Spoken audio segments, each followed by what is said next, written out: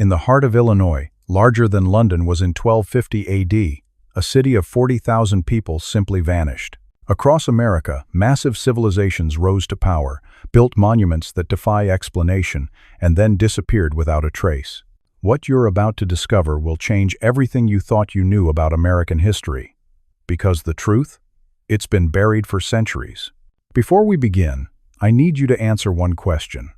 What if I told you that America's history didn't start in 1492? What if I told you that thousands of years before Columbus, before the Vikings, before anyone you learned about in school, there were cities here? Massive cities, with populations rivaling medieval Europe.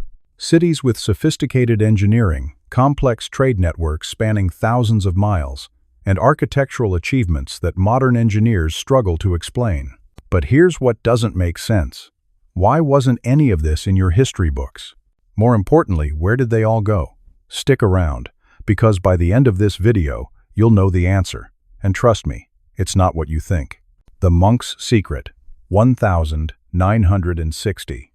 A group of monks near St. Louis are surveying land for a new monastery when they stumble across something impossible. Beneath their feet lies Cahokia, a metropolis that once housed more people than London. But here's where it gets weird. It had been abandoned for 600 years. No records, no stories, no explanation. This wasn't some small village. We're talking about 120 earthen pyramids, the largest stretching 100 feet high, covering 14 acres. To put that in perspective, that's larger than the Great Pyramid of Giza at its base. Archaeologists found copper from the Great Lakes, shells from the Gulf Coast, mica from the Appalachians. This civilization had a trade network spanning 2,000 miles. So why did they leave? We'll get to that. But first, you need to understand Cahokia wasn't alone. The pattern emerges. As archaeologists kept digging, they found something terrifying.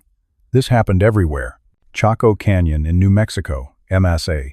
A civilization that built roads straighter than Roman highways, structures aligned perfectly with solar and lunar cycles. Population? Tens of thousands. Gone. Mesa Verde in Colorado. EC2. The iconic cliff dwellings you've probably seen in photos. An engineering marvel carved into sheer rock faces. Abandoned. Poverty Point in Louisiana. Concentric earthen ridges built 3,400 years ago, predating the pyramids of Egypt. Deserted. From the southwest to the southeast, from the Great Plains to the Mississippi Valley, the pattern was unmistakable. Something catastrophic happened. Something that made thousands of people walk away from cities they'd built over centuries. But what could be so terrible that it would force entire civilizations to disappear? Keep watching, because the answer is more disturbing than you can imagine. Theory 1. Environmental collapse. The first theory sounds simple. They ran out of resources. Tree ring data shows that between 1130 and 1180 AD, the American Southwest experienced the worst drought in 500 years. Crops failed, rivers dried up, thousands faced starvation. But here's what doesn't add up. Some civilizations collapsed during wet periods. Others thrived during droughts. The timeline doesn't match. Take Cahokia. At its height around 1100 AD, it was thriving. Climate was perfect, food was abundant. Then, within 100 years, everyone was gone. Climate change might have been a factor, but it wasn't the whole story. Something else was happening, something we're only now beginning to understand. Theory 2. War and violence. Some archaeologists believe the answer is written in blood. Around 1200 AD, something changed. Cities that had been open for centuries suddenly built massive wooden walls. In South Dakota, archaeologists uncovered the Crow Creek Massacre. 500 men, women, and children, killed, scalped, and mutilated. At numerous sites across the Southwest, evidence of violence is everywhere. Burned buildings, mass graves, defensive fortifications.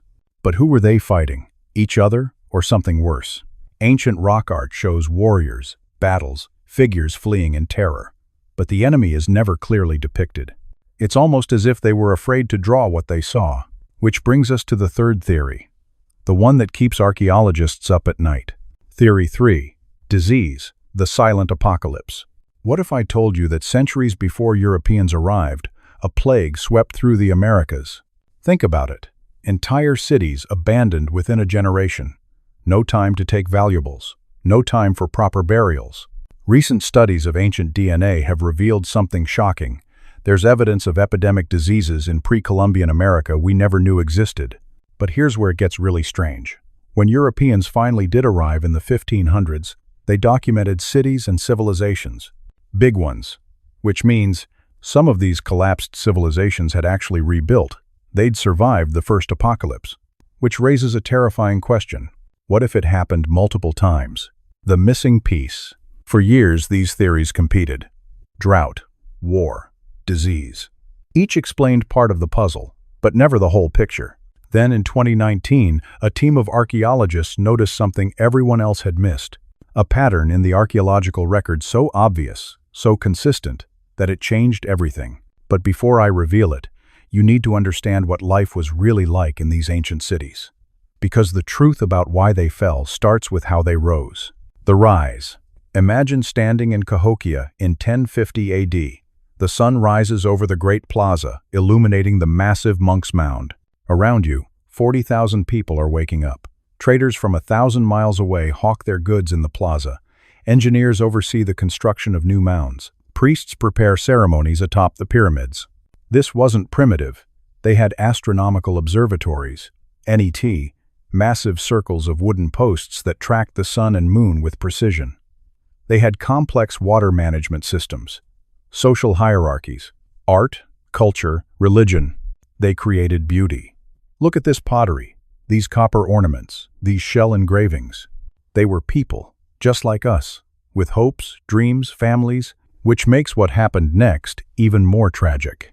Around 1200 AD, subtle changes began.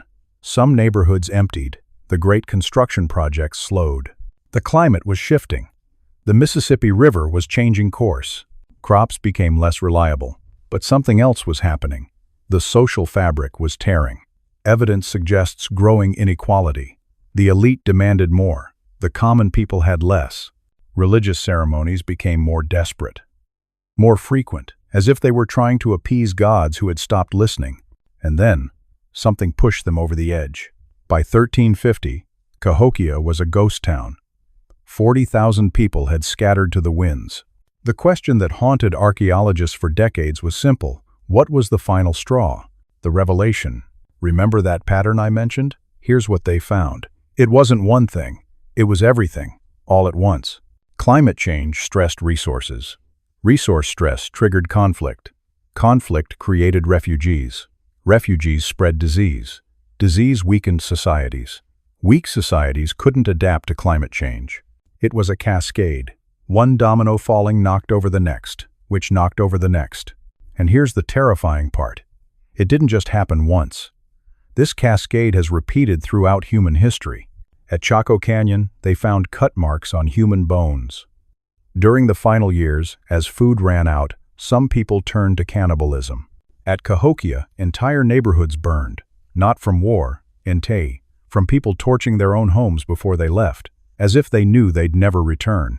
At Mesa Verde, they left behind precious items, pottery, tools, things you'd only abandon if you were fleeing for your life. The archaeological record shows it clearly.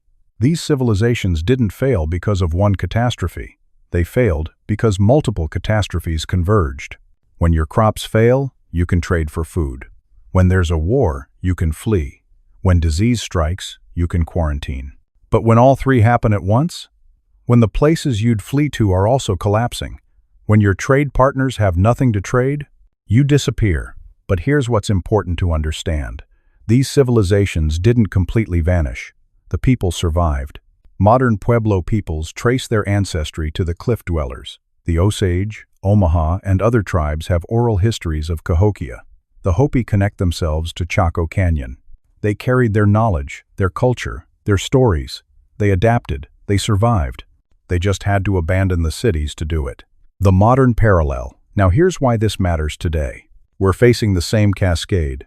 Climate change, resource scarcity, conflict, mass migration. We've built our own Cahokia, our own Chaco Canyon. Massive, complex, interconnected cities.